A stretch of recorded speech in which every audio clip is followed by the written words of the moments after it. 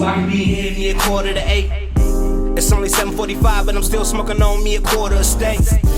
Carry out from JA, I'm craving to see salad and steak.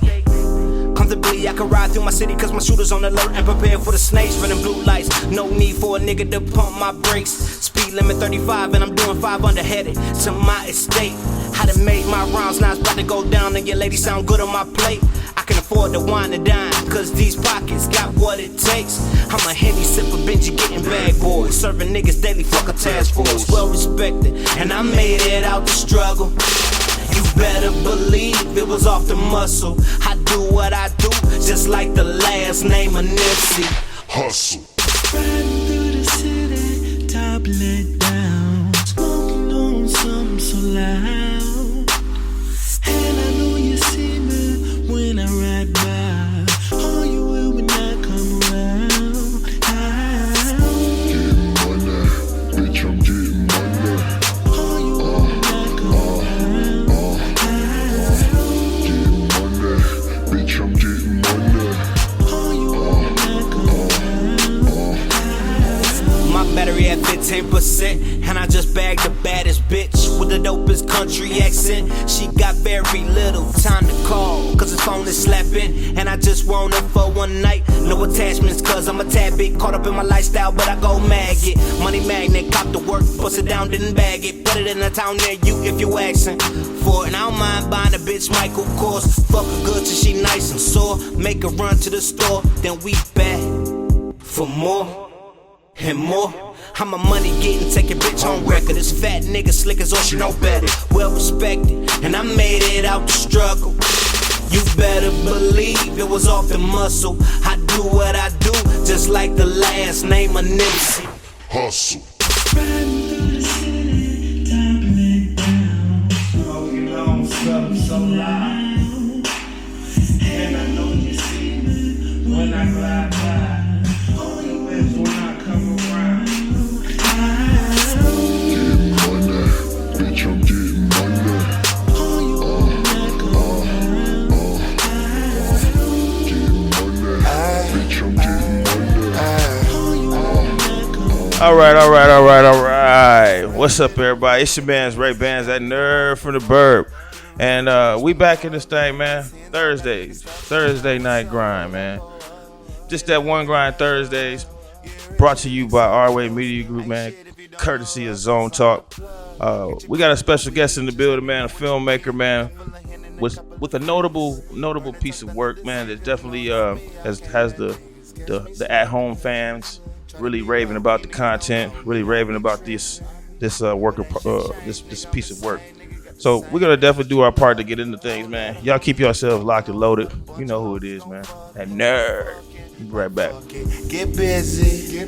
I used to be on the bench, now I'm off the bench like Benji. Riding through the city, top lit down, smoking on something so loud. And I know you see me when I ride by. Oh, you will when I come around. Getting money, bitch, I'm getting money. Oh, you will when I come around. Getting money, bitch, I'm getting money. Oh, you will when I come around.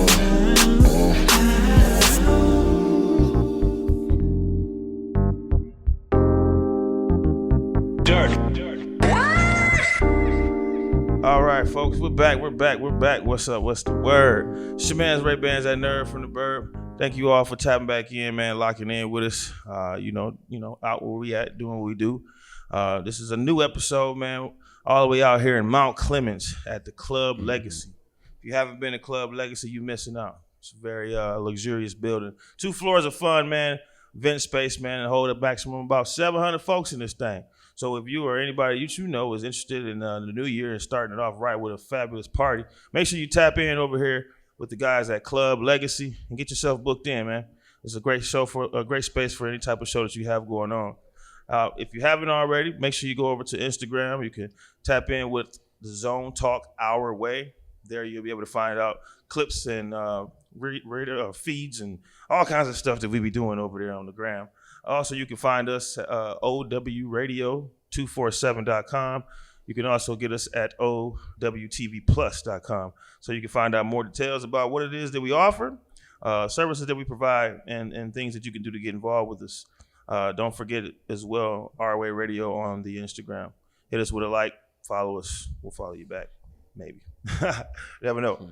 So we ain't gonna, without further ado, we're gonna get into the swing of things, get some good energy and good vibes going, man. We got a special guest in the building, man. So I'm gonna let him do himself, baby, and introduce himself, man. But we in the building, man, with him. What's going on, guy? What's going on with you, man? I appreciate y'all having me. For sure. Thanks for sliding out, man. Of course. A Mount Clemens native that he is, man, and we in this thing, man. So could you do our audience a favor, man, and just introduce yourself? For those of y'all who don't know who I am, I'm from Detroit, but grew up partially raised in Mount Clemens. Out here all the time. Graduated from Mount Clemens High. Went to middle school, high school out here. I'm a filmmaker, writer, producer, director. I'm also an actor.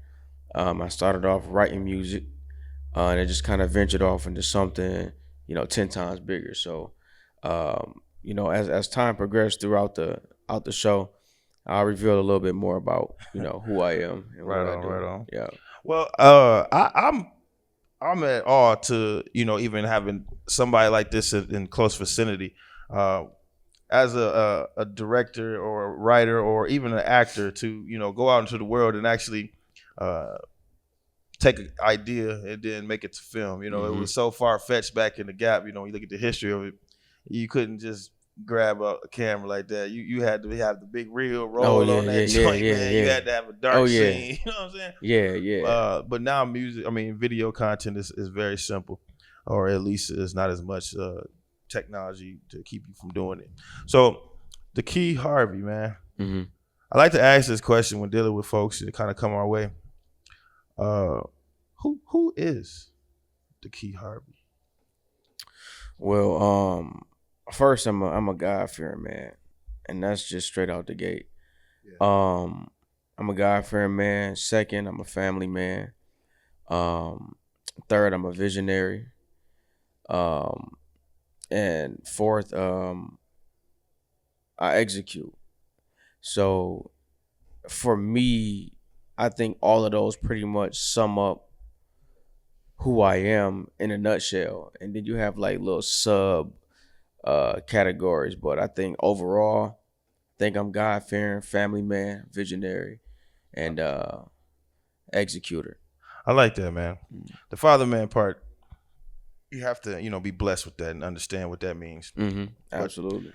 Execution is such a pivotal part of just everyday work. Yeah. When you get a task, man, executing is the thing that, is the end result of it all. Get through it. Execute this. Then you can determine whether or not it was, beneficial. Right. All right. So you talk and you being a God-fearing man, where, if you don't mind, where's the church home at?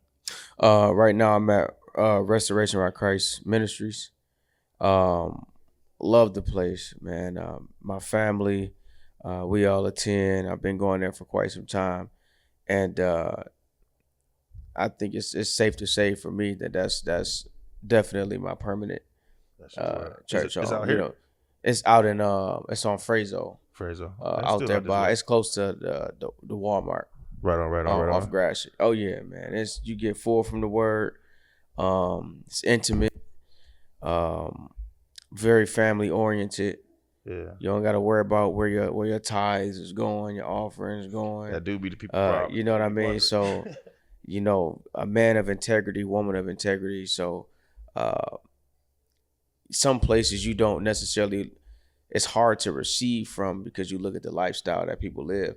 Like typically when you go to church because you're broken. Right. And you're looking to be made whole. So you want somebody who's already living that life, walking that path and doing it the right way.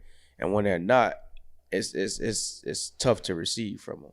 So I'm glad that I can receive wholeheartedly, openly from my pastor. So major shout out to Pastor Troy and First Lady Angela agrees. Well, I know good people when I see them, dog. So If you spilling it out like that about him, I'm quite sure that if I was to walk in and say, "Hey, man, I got a guy that told me to make it here," you know? Oh, for sure. Man, ain't It'll gonna be treat like you. that. Yeah, first time you a guest, second time you family. That's how they operate. I understand Yeah. that. All right, so with things being, you know, in the direction that you have, how long has the filmmaking process or the filmmaking work you do, how long have you been involved with that? You know what, man? The truth is, I've been doing this ever since I was in the 5th grade. And I went to a camp called Camp Burt Shirley when I was going to Rosa Parks Middle School out in Detroit. Right. And, you know, we were obviously, I come from a family of 9, single mother. So we were poverty stricken. We were always surviving in survival mode. And I've always had this artistic background because I'm an artist. So one of my teachers said, "Hey man, how would you like to go to camp this summer?" I'm like, you know, I've always heard about camp on TV. So I'm like, so I can go to camp? And she like, yeah, you can actually go to camp. You could be gone for about a week. I'm like, so away from family. Church camp, talking about? And nope, not church camp, just regular camp. Right, And right. I went, and after say about 5 days, the 5th day we have a talent show. The day before, they told this story called Hook Man. And, you know, people came out at the end. The camp counselor scared people. Kids took off running. And I'm like, man, this is dope. But I think it would be better if we did it this way. So that day, the next day, all the kids some went swimming, some went kayaking, all of that. And Right. I spent time in the arts and crafts room. And I was like making tombstones, and I was rewriting Camp Hook Man. And I went back to my dorm, my cabin, and I got all the boys with me. My grandma packed me a bag full of snacks, and I was like, I'm gonna pay y'all in snacks. So I need y'all to let's get together, and I'm gonna need y'all to act in this for me. So talent show came. We had that's the first time I did a play. So once I did the play, I was the host, I was the actor, the writer, producer, director. And it just kind of, I got bit by that bug, man, and it been that way ever since. Oh, that's real, man. Mm-hmm. I can't deny, you know, at the younger tender age, I was probably in the 3rd grade. You know, that's when entertainment hit me, music. You know what I mean? You might get on the mic, you start saying some things, and then wow, you know, you feel it. You get that buzz. Well, you've made yourself an interesting lane for yourself. Mm-hmm. Being a director, when did you wear the hat that said, you know, it's time to film, and I know I got one? You know what? I spent a lot of time in Atlanta, then I went to New York, and then I went to LA for a little second. And you know, I rubbed some elbows with those people, and I just kind of saw how they did show business. Right. And at that very moment, I realized that it had very little to do with talent. You know, don't just something to get you, man. You don't. And talent is a big part, but the biggest part of show business is business and just a little bit of show. So I was like, you know what? I have a decent business acumen, and I have the talent myself. So if I could just kind of like gel the two together, we could make it happen. So I got sick and tired of waiting on people to green light my own projects. So I was like, you know what? I'm a link up with some people. Put my money up, see if I can get them to convince them to put some money up, and let's see if we can make this thing happen. And it kind of turned out. There it is, man. I like that. I appreciate it. Give me a second, man. We had some new folks that slid in through the door, and I just want to make sure they know that I'm knowing that they here. Shout out to our guests that walked through the door. Happy birthday to the lady over there. Big shout out to you. Woo! Here, let me give you a little clap. Can I get a little clap in this thing? Yeah, there she is. All right. Well, I'm glad to have, you know, some people around here to hear this and listen and be a part of what you spilling out to us. You tapping that bug, that side of you. Does this come from family members? Do you have other people in the family related to you that are of this, or maybe gave you the game some of that, some help with it? You know what's crazy, man? I'm the first in my family. Hey. I'm the first in my family to do a lot of things actually. Not to say the interest, didn't creep up in their minds before me. I would never know, but I know that I'm the first to act on it. Right. You know what I mean? I'm the first to act on it, and to actually bring something into fruition. So, do you get a lot of support behind this now? You know what? Still shaking my family. I know that my siblings, my mom, my aunts, my cousins, they support, but you know how people got their own lives going on. Yeah. So, man. It's a little difficult to get people to hop on a bandwagon straight out the gate. And I've learned to train my brain to not get upset with people who hop on board when a train get rolling. Because sometimes people need to see the vision start to, create some type of momentum before they can, get invested. So I don't know what makes people get to that lane with that, or why it gets that way. You have those that are just flat out believers, Mm-hmm. But when you do come across those who are non-believers, and then you have to make them into a believer, I think it's something in you that's supposed to be. You don't treat them the way they treated you. Yeah. For sure. Because you don't want to do people, but at the same time, I know that revenge feeling on them and stuff. Get back is real. Uh-huh. I want to dive into what made the artist, the director, turn into an actor. Mm-hmm. It's a lot of people that would never step into the sides of two. They just rather stay on one side of it. So, do you find yourself coming out as an actor in your roles? Is it by force, or is it by I want that about me?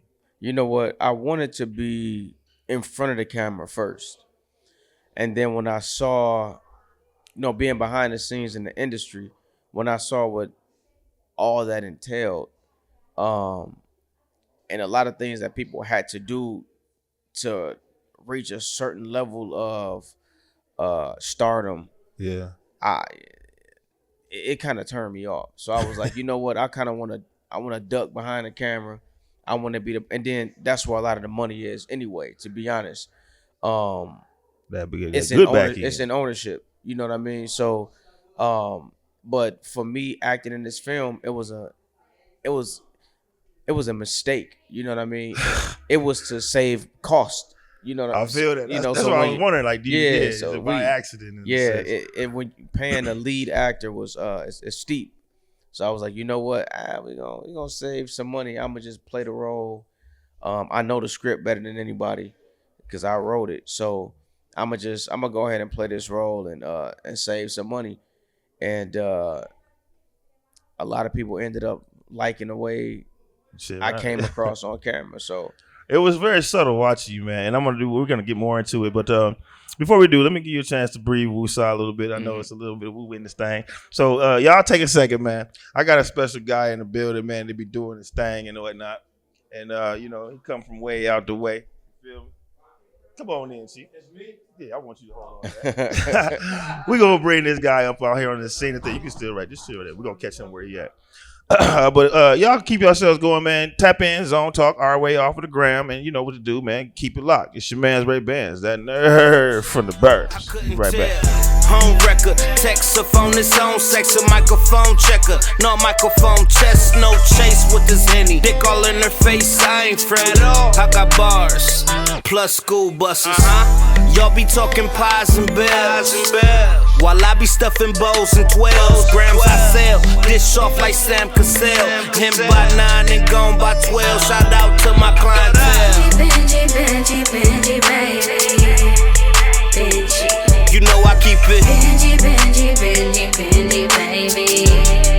Benji. You know I'm so Benji. You know I keep it.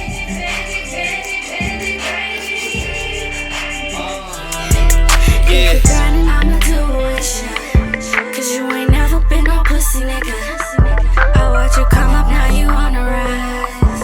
I see hustle when I look in your eyes. You keep it. Let another nigga tell me stick to cutting. I'ma cop a onion, bust some twumps down to chicken nuggets. I'ma execute the competition. Send your bitch a proposition that'll get you out the kitchen. I ain't bullshitting. Cause I ain't gotta tell her shit. Lil' baby already know the deal. When that money calls, she know the drill. Shit, I gotta go get to the grill. She like to smoke, so I bought a kill.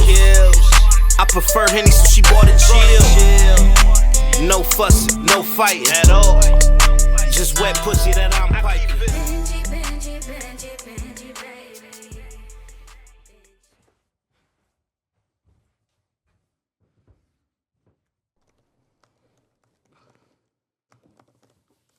Baby, what you doing? Just trying to finish working on this script. Mm-hmm. I was wondering if you had any free money. All right, folks. We in this thing, man. Welcome back, everybody who's in the building, who slid out to check out Zone Talk. You know, the place where we do all the creative thinking and then talk about it and discover other people's excitement because that's what makes us feel good. So we out here, man. We got filmmaker of one of the most exciting Tubi films, man, known to the platform, One Woman's Worth. Director, writer, and actor, Mr. Dakei Harvey. Don't judge me, folks. I'll be doing my thing. Mr. Harvey, how you doing, man? I'm smooth, man. I'm smooth. All right, man. Chilling. It's again, man. It's a pleasure to have you on this thing. So I wanted to rapid taste, man. And if there's anybody who's heard or seen, I was to say, the movie One Woman's Trash, why and where does that even come from? It's really like a play on the original phrase that one man's trash is another man's treasure. Yeah. And I just flipped it and said one woman's trash basically is another woman's treasure. And it's just the same exact thing but in reverse. You know what I mean? It's a lot of women out here that don't necessarily support a man, and they're so in tune with instant gratification that they don't understand the importance of building, and they don't understand what it takes to create a foundation first and then build on that. So they typically go to the other side of the fence and hope that the grass is greener. You know what I mean? And they leave that 80 for that 20%. So we all know that saying. Man, well. 80 so, for the yeah. 20, man. Yeah. Oh my gosh. Y'all hear that? And I think it's a combination of people realizing that they all have played somebody at least once in their life like that in that movie. All right, so with the direction that you put on that, how was it for you when it came to selecting the people that you work with to bring out the characters in your film? It's crazy because in the independent film world, a lot of times people just take what they can get. So they'll say, you know, I want to get this person, but I'll settle for this person. But what was a blessing was everybody that I wanted to play the roles in the film, agreed to do it. So that was a blessing, man. That was an absolute. So let me ask you blessing then, for me, man. like the independent industry is hit hard in this area. Mm-hmm.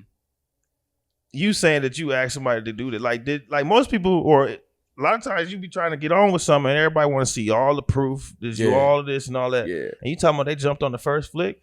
Yeah, you know what? We deal with the independent film community in Detroit, man. I'm telling you right now, we're the mecca of independent film. And I'm telling you, the actors here take their jobs seriously. You know what I mean? Whether they are amazing at it or not, man, you'll find the ones that aren't as good in the court of public opinion aren't as good, but they will still, work hard, study. You know what I mean? They'll go on set and just watch other actors.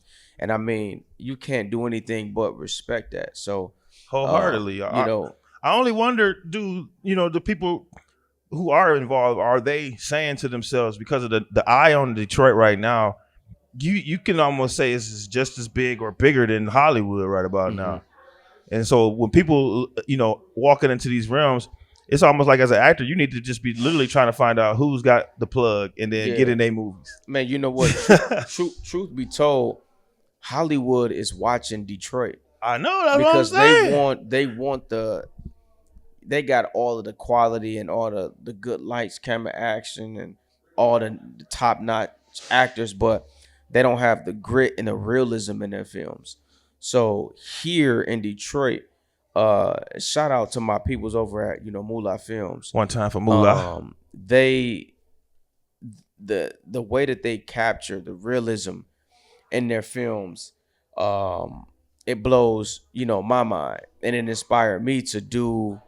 It inspired me to create realism in my films as well, because for example, if Hollywood movies do a movie about young men in the hood selling drugs, coming up, don't really have money or anything like that, $5,000, $10,000 is a lot of money to them. But in Hollywood, they'll try to make it seem like these little dudes from the hood that never touched a dollar, they're doing deals, $200-300 million deals. That's not real. You know what I mean? You got people in the hood that's struggling to make $4,000 or $5,000 and struggling to pay the funeral arrangements for their grandparents. Just to be just saying exactly. But they out here grinding, making money. You know what I'm saying? A few $1,000s a week. That's a lot of money to somebody that's in the hood that's coming up. So, well, talk to me about the game in itself. You talk about actors. You saying that paying and getting them to that type of budget. Like when a film comes together like this, and independent world, how do you take your film and are you like a person coming into this saying they don't see themselves dropping a movie just yet, but they like in the next 5 years I'm gonna drop something. Like, is it possible for anybody to even to get started like that with like pretty much like a no-go budget? They just own a whim of this shit like that? No, it's possible, but I'm gonna tell you right now, I don't respect. I respect anybody who respect the craft, but I couldn't respect somebody who said, in about 5 years I wanna drop a movie, and it's like, how you even know you're gonna be here in 5 years? So Real stuff, man. It takes people think that producing a film is easy, and it's not, because to take it from idea to script to screen, it's difficult. You know what I mean? I know a lot of people that did a movie one and done, and the movie was successful, but they're like, I don't want to touch this again because it's difficult. You need certain producers, line producers. You need executive producers who bring the money, and sometimes they don't even really bring all the money. They got all the connections, they got all the power, and a lot of people think that the director got the most power, and they don't. Would you compare the music or the film game to the music game? I would say it has its similarities.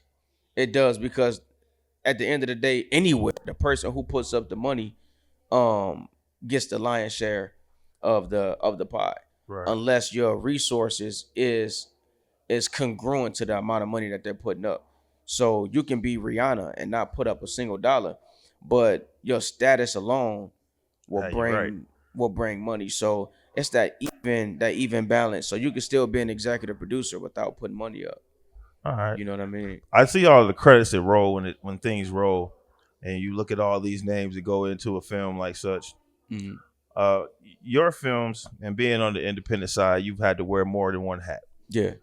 So talk to me about the hat that you get into when you have to, when it's at the end of the, you're wrapping this film up, and now it's ready to go. Mm-hmm. What hat do you put on now at this point to lead the people that supported this film, to lead them in the right directions? What hat are you putting on and wearing at that point? Starting straight out the gate, I got my writer's hat on, and I think that anybody who's a writer suffers from a minor case of schizo, because you got to play all of these different characters. You got to tap into the mind of all these different characters. So in one scene, you could possibly be 4 people. You know what I mean? And you got to write from their perspective. So I have my writers and actors hat on at the same exact time. And then once I finish writing it, I put on my producer's hat because I know how to take a film from script to screen. So I start gathering up all of my resources, getting everything together.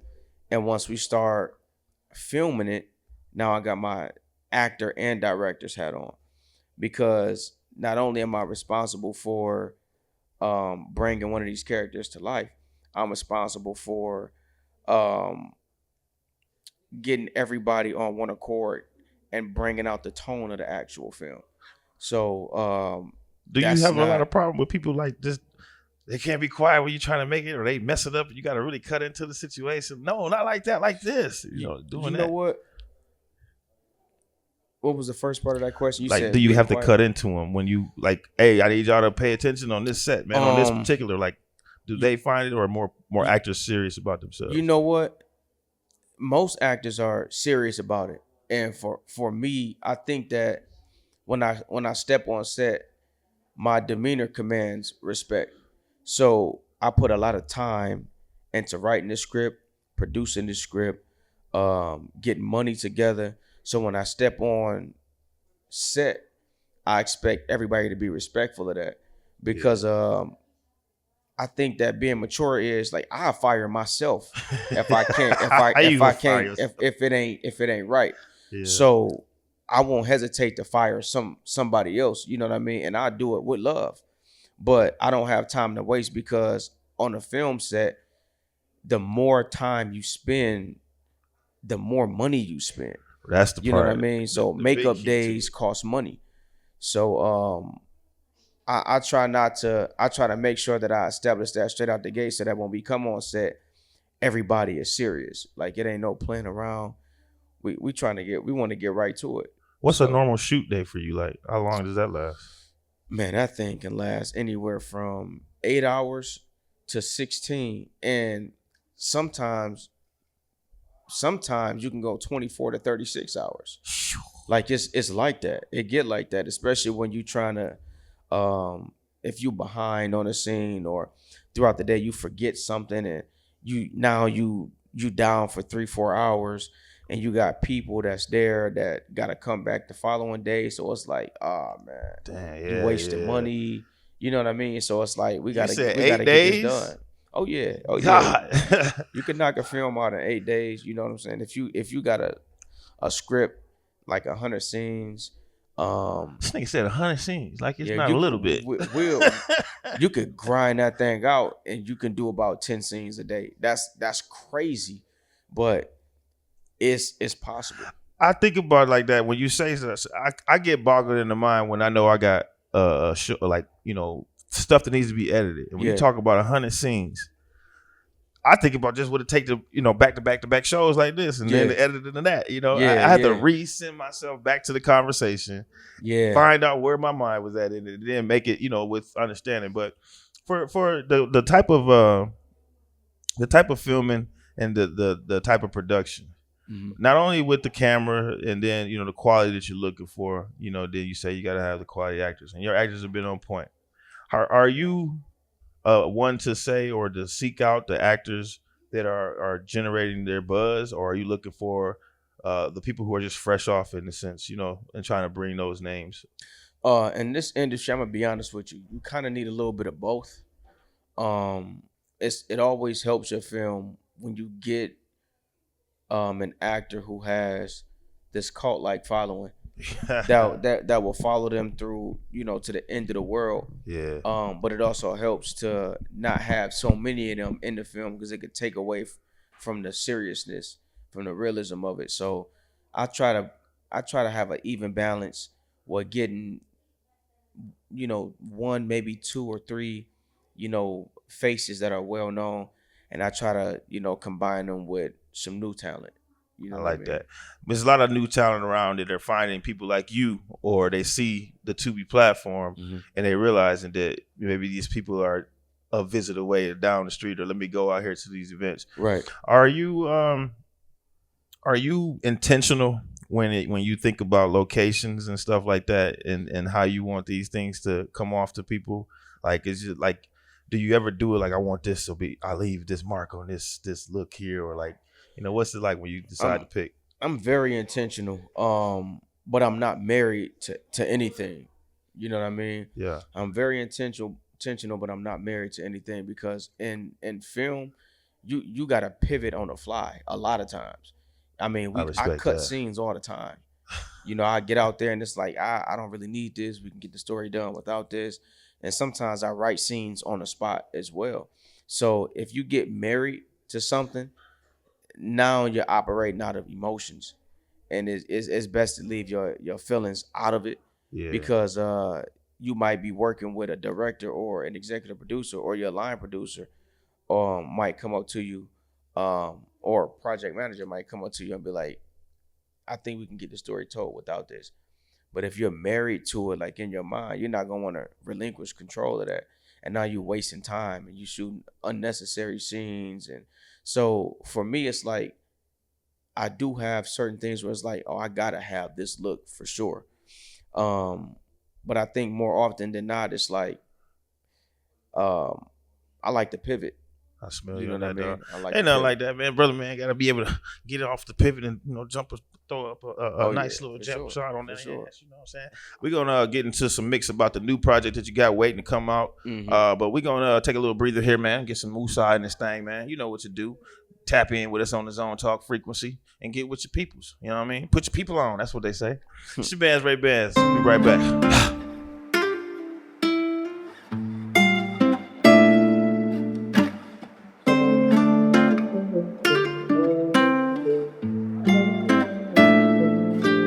Know what's in those jeans, yeah.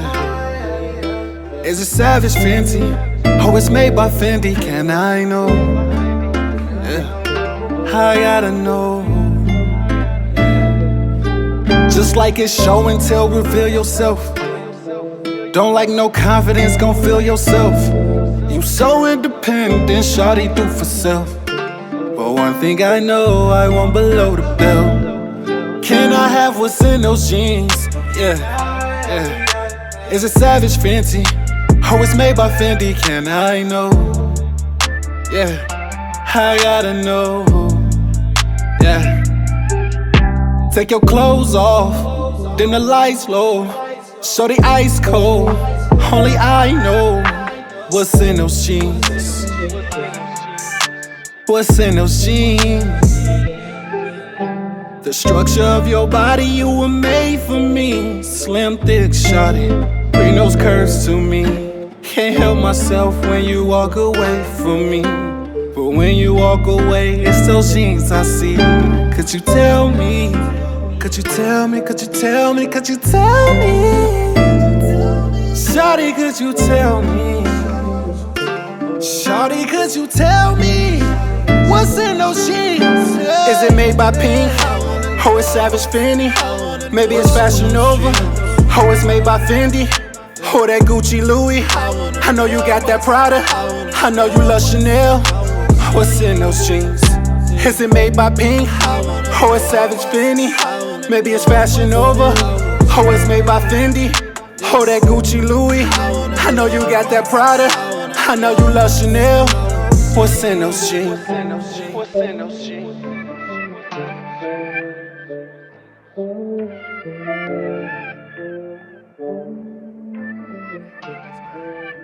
What it do?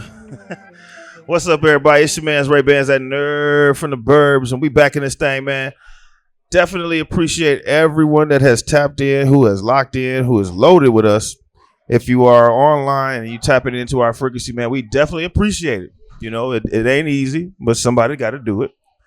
We got Mr. Harvey, one of Profound Tubi directors, who's made a wave and a name for himself in the industry, and not only in the industry, but also in the world of community.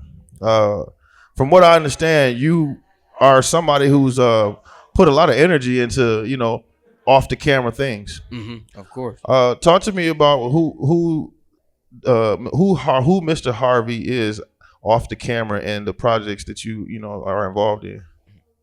Um, this part right here is a little difficult for me because I've always been the type of person that's been very reserved when it came to I guess you can call it tooting your own horn. Um, but I like to be involved in the community, and I taught art for 2 years, K through 8th grade, and K through 8th grade. yeah, Okay. and I saw a lot of bullying that had taken place, and it reminded me of Like what kind of bullet? Like picking on like kids? yeah, just Oh. bullying kids, just normal stuff. Like growing up for me, it was normal, but I didn't realize how much trauma that Hell yeah. you know what I mean. It's a lot of trauma that's Yeah. attached to that, but Especially when you can't really defend yourself Yeah. or got nobody to call. and it reminded me of my cousin. I had a cousin who committed suicide when she was 13 Sorry as to a hear that, result man. of bullying, and that just kind of led me to write and illustrate a children's book, and it was an anti-bullying book, and it kind of caught fire, What's the name of it? and it's called Roger Crabgrass. Shout out to Roger And Crabgrass. I appreciate that, You know man. what I'm saying? And it ended up catching fire, and it led me to doing other things in the community. So that opened up the floodgates to work with so many different schools and work with local government, and things of that nature. Also work with nonprofit organizations and things of that nature. So That's heavy when you start thinking Yeah. about adding it to, the resume of things. You don't just get a filmmaker, you get a cult like following with Yeah, you. You feel me? People that yeah. are watching you that way. So I asked those things to be, clear about the intention. So to me, it would feel like that as you create success, that you know what to do with the success, Oh, of course. as opposed to somebody, I'm about to get in the thing, I'm about to turn up and just blow it all on. Oh something. no, man. No, Like, you no. got to play on your flow. Did I know that you waiting to see? for sure. And then here's the thing: as you get older and you have children, your risk have to be more calculated. Oh, you ain't lying. You can't just be out here playing with money, fumbling the bag, Right, things of right. that nature. So one of the main things I did before money, rolled in, is I studied what wealthy people did with money, and that way, when the bags start to roll in, I know how to create something that'll feed me and my family passively for the rest of our lives. So Now you got me thinking and wondering. Because you talk about the passive, and that's what we do this for. I go back to Tubi when I talk on this. People are either under the perception that Tubi is a free platform, so ain't nobody doing nothing, they ain't getting paid or whatever like that. right. But that's a very misconception. Yeah, very. So when you say leaving a legacy, is the work that you're putting in with the Tubi content now, does that fall in the lines of the legacy that you trying to provide for yourself like that? Oh, The kids? absolutely. As long as people continue to find my content interesting, my children they'll eat forever. And That place set up like that to keep working for us? oh yeah, Oh, for man, sure. that's great. And here's what people have to understand. In business, Tubi has a platform with tens of millions of people. Right. They wouldn't be able to make money without content. So it's a partnership. So we need their platform, they need our content. So it's a perfect partnership, and it only makes sense to split it down the middle. So let's talk in the light of that. For those who may or may not know, if you're a film director and you're looking for your project to come out, as of 2024, it stands now that a person can come into a Tubi production and have it distributed on Tubi, and there's a 50-50 partnership in that. Yeah, but it's different. You can't just get on Tubi. I mean, you can go through something called Film Hub and things of that nature, but there's an algorithm that's set in place with distribution companies. So if you try to go through to get things listed on Tubi by yourself through Film Hub, it's gonna be cold. It's gonna be real cold. But if you go through a distributor that already has a relationship with these people, the minute you go through your distributor can say, okay, I know all of the top people on these Tubi pages. I know all of these top people that work for Tubi. And as soon as this movie goes live, I can tell them, hey, we need a quick post. We need you to tell your community about this. You tell your community about this. So instantly your film can go in front of millions of people by, going through a distributor, as opposed to trying to like do it cold through like Film Hub. And you put it on Film Hub, you got to do all your own promotion, all your own advertisement. But going through a distributor, you get the luxury of. Are the distributors ready, available, or like do you easily is there a place to locate them like that? Like, man, you got to get out and rub elbows. You got to get out and network. You can't they're not just, it's not a place you can just go to and be like, okay, here's a list of people. Mine came through the grace of God, where a lot of the people that I did business with was automatically tied in with a lot of these distributors, because shout out to my dog who's my brother, Buck. Right. He's one of the most sought after director of photographers in the city of Detroit. He's rubbed elbows with a lot of people. He filmed a lot of movies, so he knows a lot of people who's in the distribution space. That's a hard space, because I before me even, or when Tubi was pretty underground still, the idea of getting on Tubi was very real because of the low budget films that were making it. Yeah. But the idea now that ain't nobody wearing no damn ID badge on, talk about I can get your film on here. You know what I mean? Nah. So I mean, just walk it down, because you have a rare situation. Most people that come from out of this town and in this area, they haven't reached the pinnacle of what you're doing right now. And when you talk about having to connect, where do you get out and where do you put yourself in a network position to even be amongst those folks? In this industry, you have to force yourself to be a social butterfly. You can't just be a fly on the wall and then expect the distribution gods to come and find you. That's not how this works. You got to put yourself out amongst the people. So there's always events going on online where they're like, oh, we're having this community of actors are having a workshop. We got this going on. We got this going on. And it's imperative for you to put yourself in those places, because you're dealing with a lot of people who are coming up just like you. Is the marketplace of Detroit, is it heavy with those trying to maybe say, I'm not a filmmaker, but I'm about to get connected and be able to put these films on? Like, are more people are you finding people getting in that lane saying, all right, well, I can't make them, but I'll distribute them?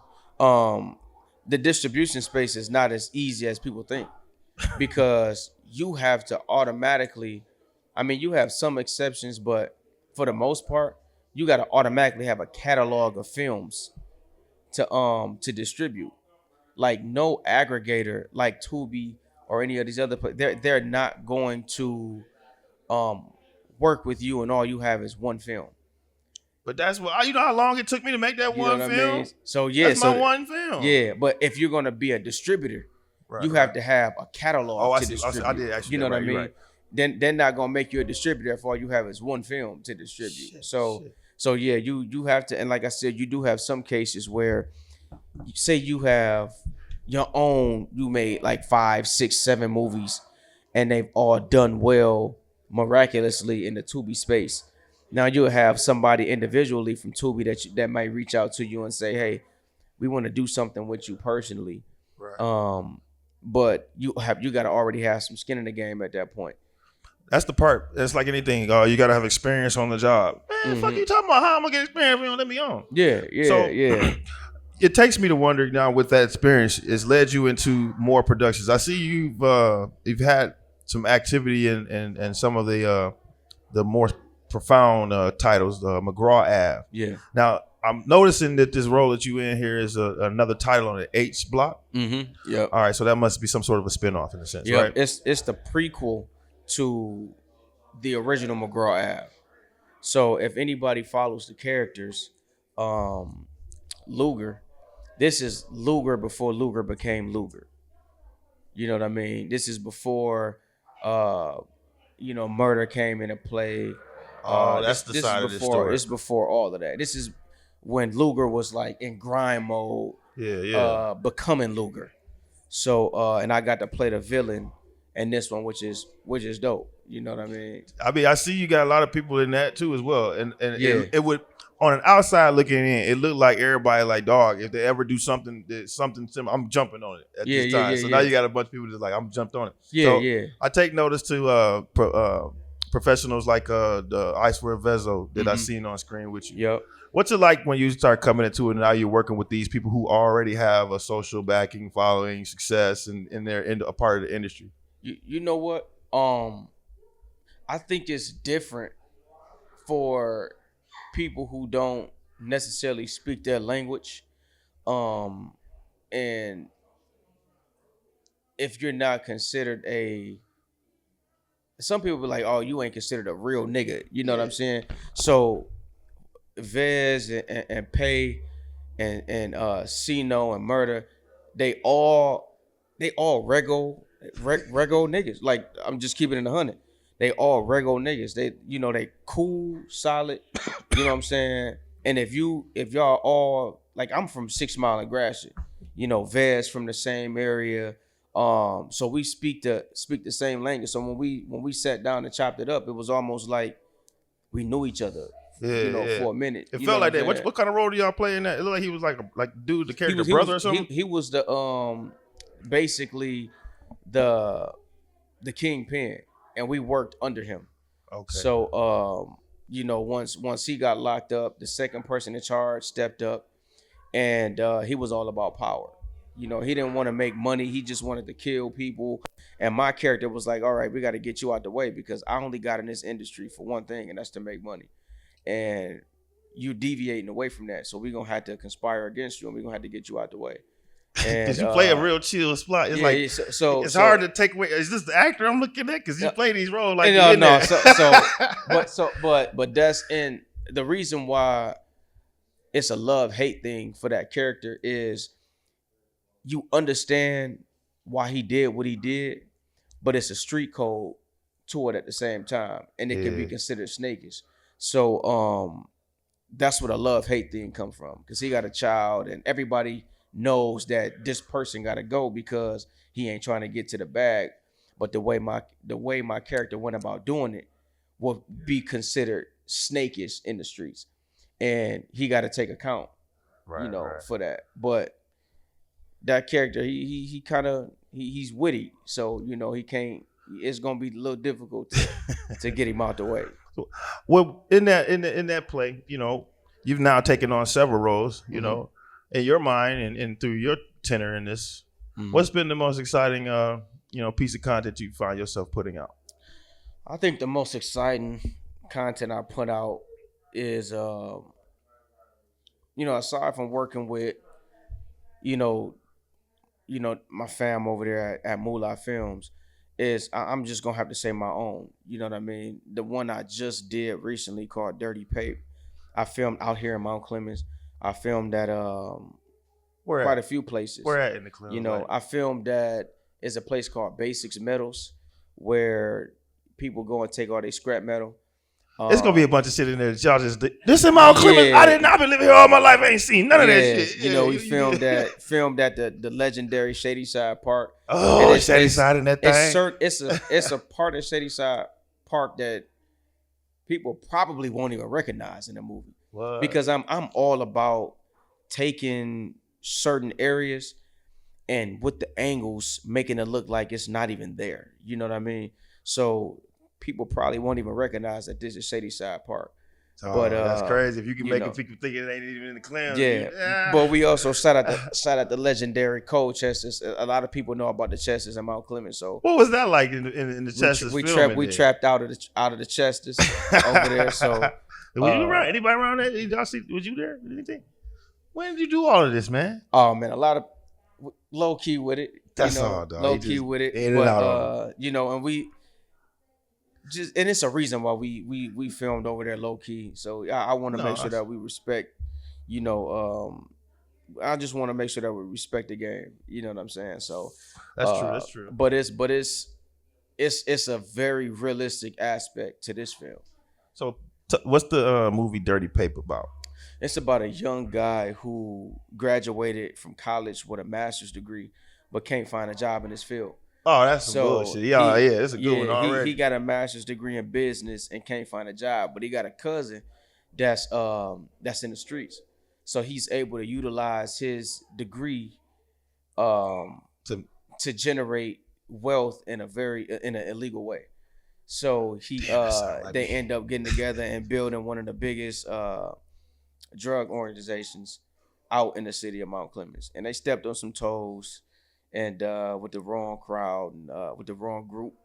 And a little war started to brew under the nose of the police work as well. Was you low key with that action shit too, or was you like in it like that out here? No, we got to it. We got to it.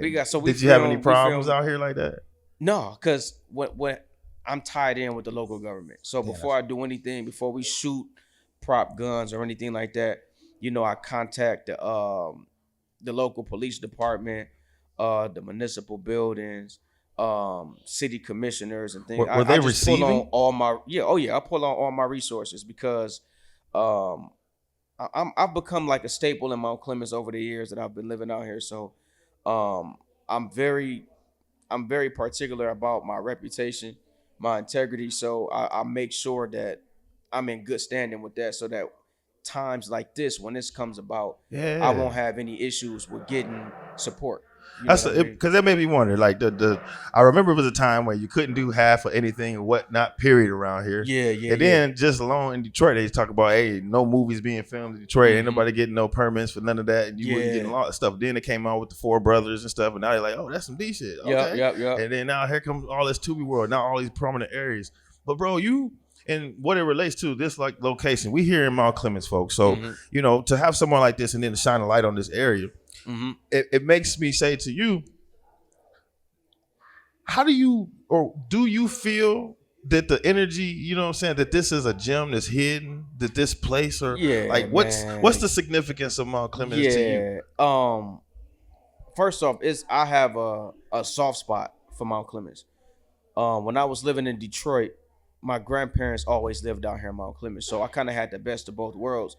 Going to school in Detroit, where it was just rough. Like I said, I'm the second oldest of 9, single parent household. Just mother. It was all survival growing up. So coming out here was like a break from that. You know what I mean? And out here, I ended up rubbing elbows, and I became good friends with a lot of the people. So I was like, you know what? I'm gonna go to school out here this year, and then I would like flop back and forth until I moved out here for good when I was in high school. I think a lot of people just deal with that. Even from 15, you just go, I'm going to go to Clemens, I'm going to go to 15. I'm from the city, I'm going to go to 15. I'm going to go. But I seen a picture of you. I only assume that's your grandfather you talking about, man. It was a picture you got on a burgundy outfit, man, and he was right in front of the basketball court. Yep. That's back when that school, King, wasn't even. I missed that Mount Clemens though. Damn. I missed that Mount Clemens because. Oh, that was on Shady. I mean, that was on that side, King side. King side. And I thought it was over here on this side of town. It's back that way. It's not on. It's on the. Wait, shady what side is the shit over here? Over. It's on the shady side. Right? Yeah. That's what I was. That part. That part is a school that ain't even being used now. Like, what is that, dog? How they just gonna get rid of that shit? Yeah. I miss when it was the basketball court because at that time, everybody's grandma was alive. Their grandparents was alive. True that. Everybody was raised different. This was in the 90s, early 2000s, where somebody else's grandma can still whoop your ass. You know what I'm saying? That grandpa can still whoop your ass if you are here doing some nonsense. But as we got older, our grandparents started to make their transitions, and younger parents, people started having babies young. So now you got babies raising babies, and they're living in the Gen Z stage where the mamas are twerking with their daughters. You know what I mean? The daddies, they smoking with the sons, drinking with the sons. So it's like the level of they're being best friends now as opposed to being parents. That's real, man. So it changed, and I just don't like. I don't like the the atmosphere in Mount Clemens. So that's why I'm working hard to change. And in order to change, you got to have money to change. Hey, you I'm being sick honest of though. people trying to make it seem like you can just make a change sitting on your ass and just talking online. You got to get in a mix of it. You got to get some money, and you got to play the game. You got to play the game, and the real change come from the inside.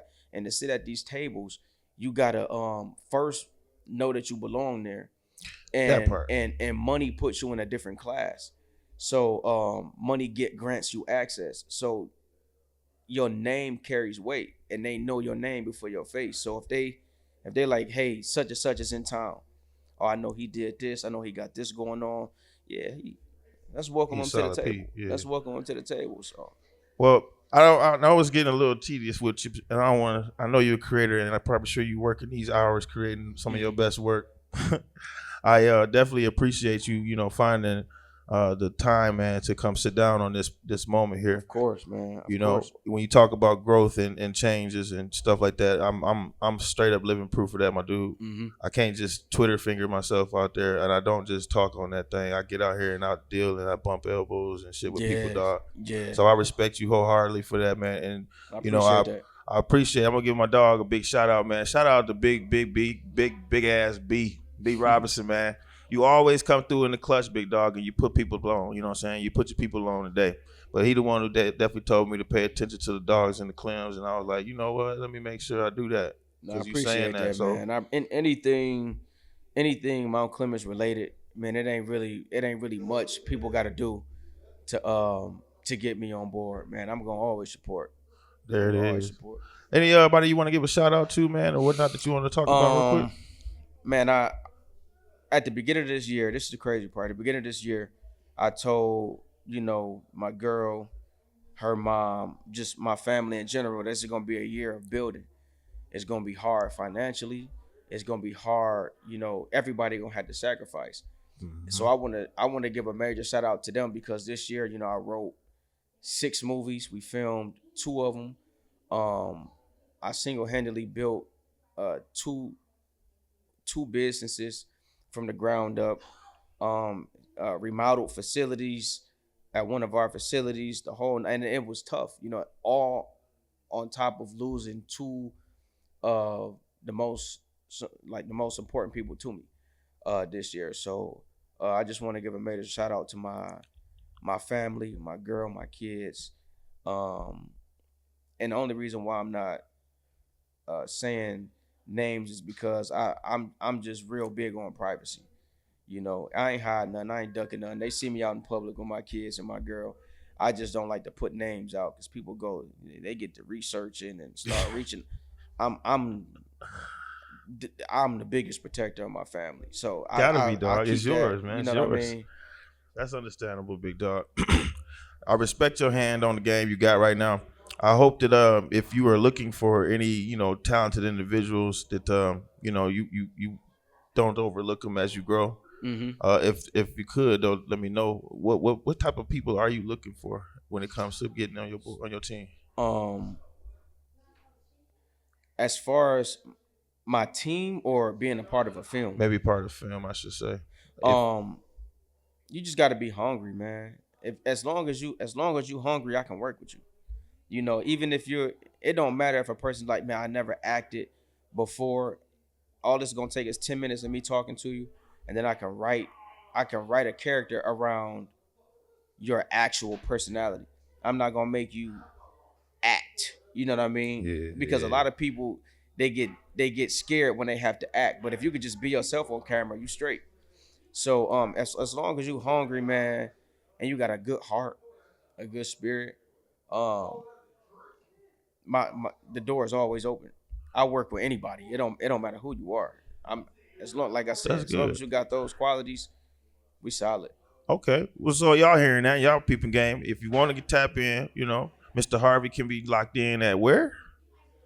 You can find me at Dakei Harvey Films on Facebook, on Instagram, on TikTok, and it's the same across all social media platforms. Dakei Harvey Films. All right. And if there was somebody that had maybe they had a script would you be even considering like on a collaborative script? Definitely. And we're looking for scripts, but it's a skill to writing scripts, because a lot of people there bring you a script and they'll think like, yeah, I love this script, I want to film, and then you read it and it's gonna take $100 million to shoot it. So it's like it's a certain way that you have to write to make sure that it's cost effective. Right. People start adding a whole bunch of different characters and a whole bunch of locations, and it start tallying up. So I'm always down to look at the script, but as long as you're not married to it, it's gonna be subject to change.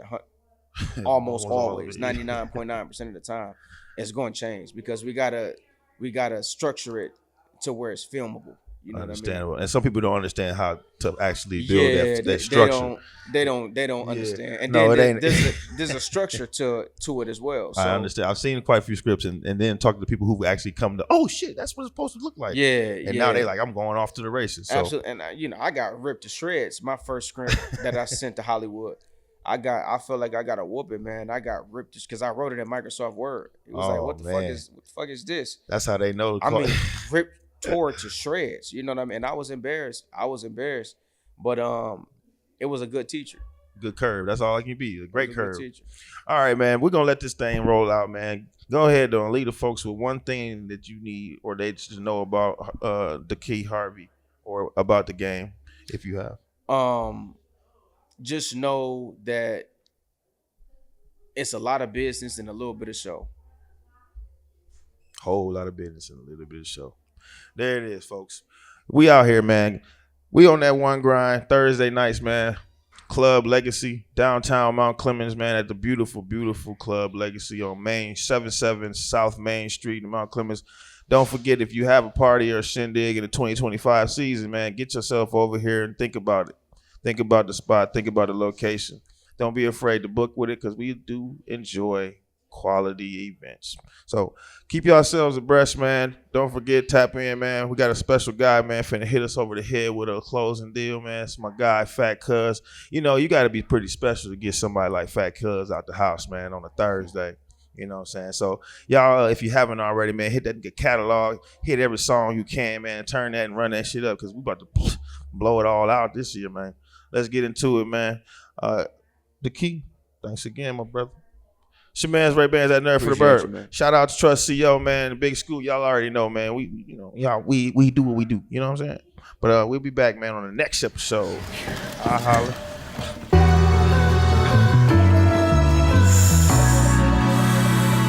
My neighborhood had planted the wrong seeds.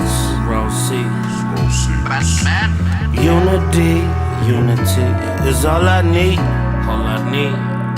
Hey, growing up where I'm from, doing wrong was white, selling white. And if that nigga green, then we gon' eat on sight. That's so. Doing wrong was right. And right now, if I stay under this radar, then I'ma be pumping all night. See, Granny prayed in her backyard like the mustard seeds. Went to church with no faith, transactions brought me cream. Or was it all a dream? I'm inspired by dope boys and them shiny things. Al Wolves for them winter thrills. These cold streets will even hit Lucifer with the chills. Unky caught a cold, so you know them pints sell. Crack deals and loose lips turn niggas steak. Lucrative investments turn niggas snake. I'm just betting on myself. How a nigga fake? I just wanted a better living for my children. Can you blame me? Selfish hustle, lustful living is how I became G. That's gang, not gangster. Niggas skirting runts. To my loyal customers, I thank you. I gotta run it up. I'm a black